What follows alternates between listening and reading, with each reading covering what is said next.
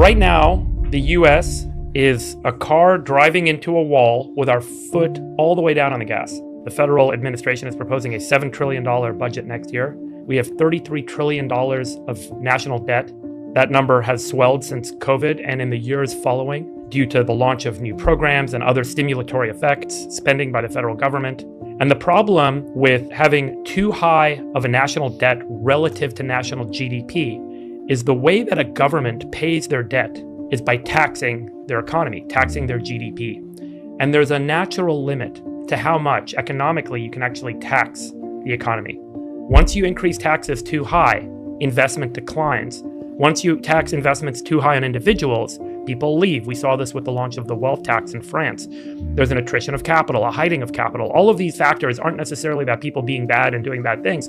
They're just natural economic forces that we've seen play out many times in the past. So there's a certain natural limit to how much debt government can actually take on. Do we have a sense of what that limit is? Some people would argue it's somewhere between 100 and 150, maybe up to 200% of GDP, but 100 and 150% is really where things are sustainable. Now, the US is a very unique outlier in, the history of global economies. But there has been a set of studies, and Ray Dalio kind of captured a bunch of data together in his book about the changing world order and the economic cycles that we've seen historically.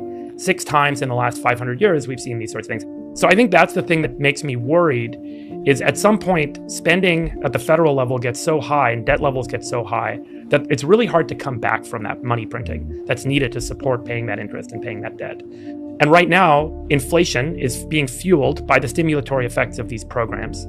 And because things are inflating, the government feels like there is a need to help make things easier for people. So they put more money and launch more programs to try and reduce inflation. And in doing so, they increase inflation. And then as inflation goes up, the interest rates on the debt have to go up. When the interest rates on the debt go up, it becomes harder to pay down the debt.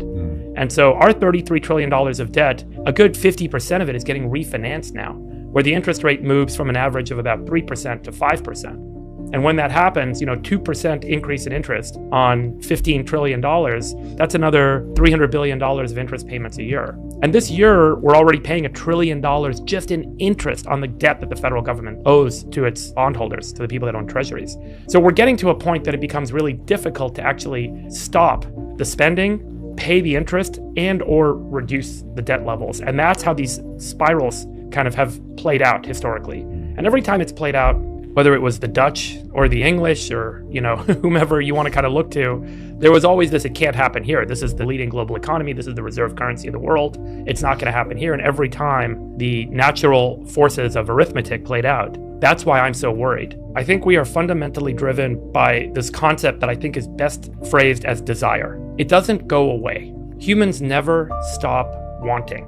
The natural condition of a human is to see something that we don't have, and then create an objective of, I want to have that thing I don't have. When I then have that thing, I no longer feel like I'm unmotivated. I now look for, and I naturally see the next thing. I think this is what made humans evolutionarily successful.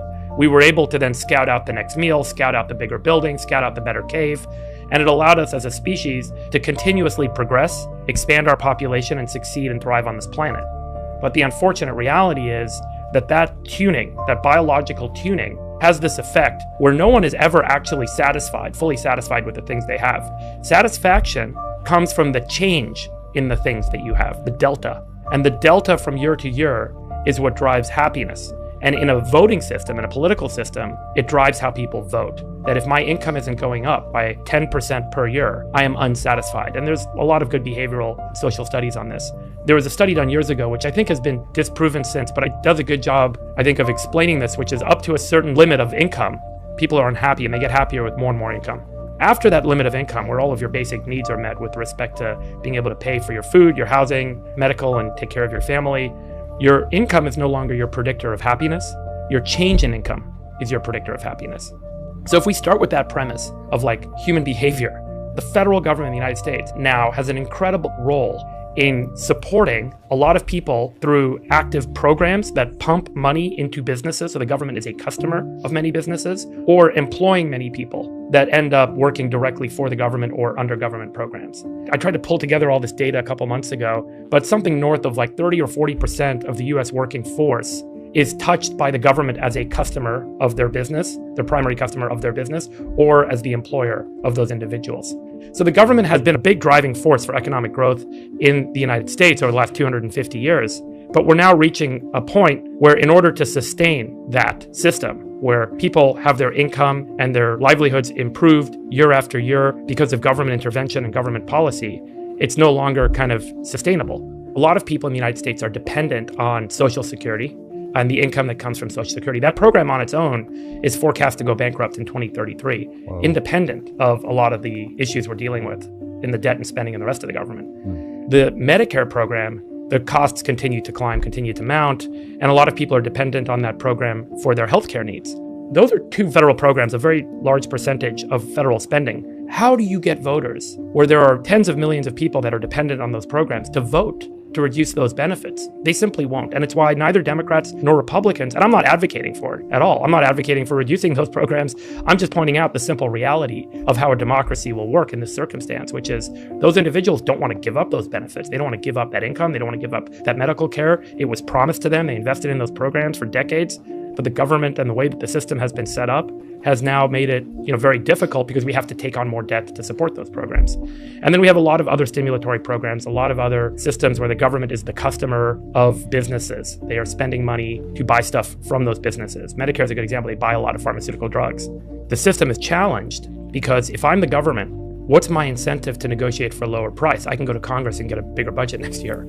Everyone in the system is built to make more money for themselves. So next year, I want to have a bigger budget. I want to be able to spend more. I want to grow my organization. No one ever leads an organization and says, I want to shrink this organization. I want to cut it by 50%. That's my goal. Let's shrink the organization that I'm leading. The natural incentive is to grow. So I think that there's a lot of tension in the way that the system has evolved, that both the internal organizations are designed to grow and the voters are not going to give stuff up that they've gotten. And I always think about in my junior high, there was a kid who ran for president, and he said, I'm going to make all the vending machines free. That was his platform. It was so smart. And everyone voted for him. Of course I'm going to vote for the guy that tells me I'm going to get the vending machines are going to be free. I don't have to pay for my chips and soda anymore. That's how people get elected in a democracy. They go to the voters and they say, here's what I'm going to give you. They don't say, here's what I'm going to cut back for the survival of the union over the next 50. That doesn't sell. What sells is I'm going to increase Medicare benefits. I'm going to improve Social Security. I'm going to launch new programs to support your community. I'm going to build stuff. I'm going to create new jobs. Those are the things that voters want to hear. And so there's this demand from the voters for more stuff. So I would argue that the politicians aren't necessarily even the cause of the problem. I think that they're more a symptom of the system that is set up to operate this way. Naturally evolves to this point that the voters every year want more stuff. And if they're not getting more stuff because the economy isn't naturally growing and their incomes aren't growing, they turn and look to the government to solve those problems. And then the government has to grow. Then they put people in place who stand up and say, I'll give you all that stuff. And they're like, okay, great. You're the guy. You're the gal. You go do that. We vote for you. And I think that's why it's so hard to back away from this. How money printing fits into this? If you look at the balance sheet of the Fed, the balance of the treasuries that they hold, I think it's about $8 trillion now. The central bank of the United States is the Federal Reserve. The federal government needs money to pay its bills, all the stuff that it's spending money on. And the way that the federal government does that is they tax businesses and citizens, and that tax allows them to pay their bills, but we spend more than we make. So the federal government has to issue bonds. These are promises to pay in the future. And those bonds are bought by people like you and I. It's bought by foreign governments, China, Saudis. A lot of individuals and companies around the world like to hold U.S. Treasury bonds.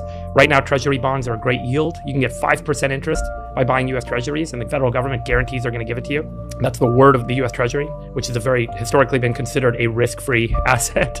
And then they take those Treasuries and they get cash, and then they take that cash and they pay their bills. One of the buyers of treasuries is the central bank of the United States, the Federal Reserve, which is overseen by Congress, but is separate, doesn't actually report up to the president.